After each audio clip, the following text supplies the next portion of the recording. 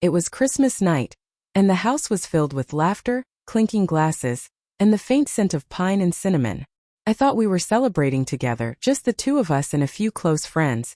But then she snapped. "This party is for my ex," she said, her voice sharp, a hint of venom I hadn't heard in years. I froze.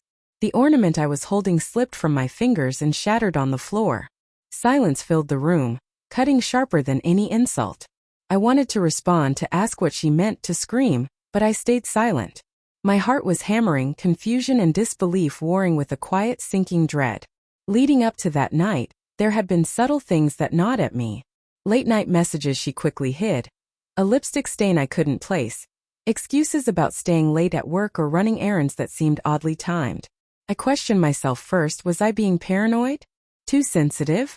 But the unease persisted, like a shadow stretching across every corner of our life. I remember the week before Christmas. She had insisted on extra time alone to plan a surprise for the holidays. I should have felt excited, but something in the way she smiled, her fingers hovering too long over her phone, made my chest tighten. I tried to shake it off, telling myself I was imagining things.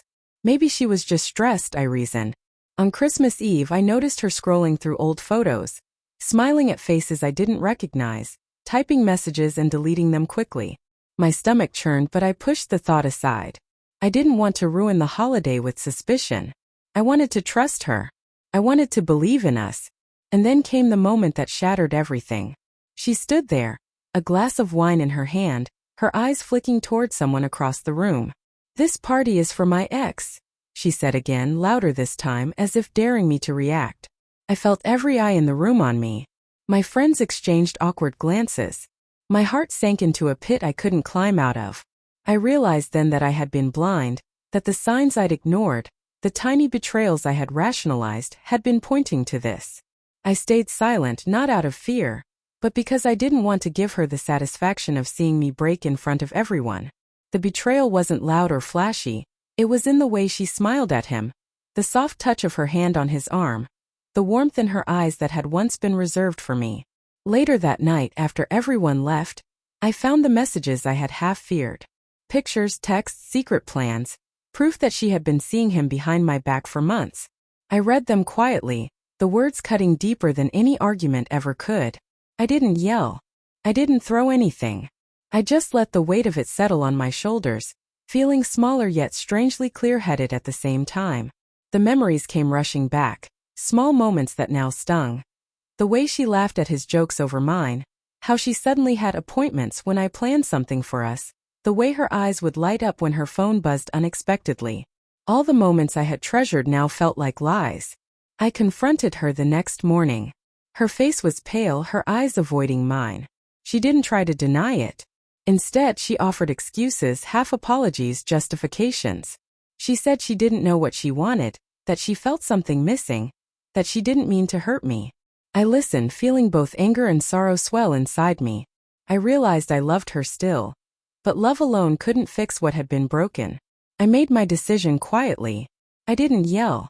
I didn't beg. I said, "I can't stay where I'm not wanted the way I deserve."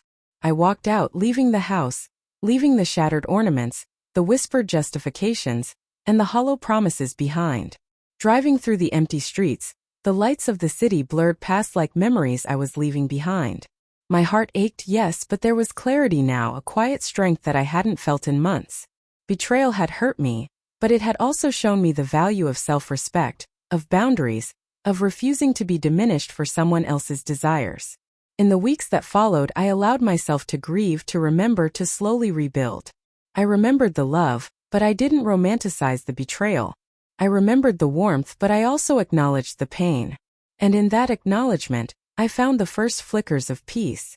Christmas would never feel the same, and neither would she. But I learned that silence can be powerful, that walking away isn't weakness, it's courage. And that night, in the quiet aftermath of heartbreak, I discovered that even when love fails, dignity can remain.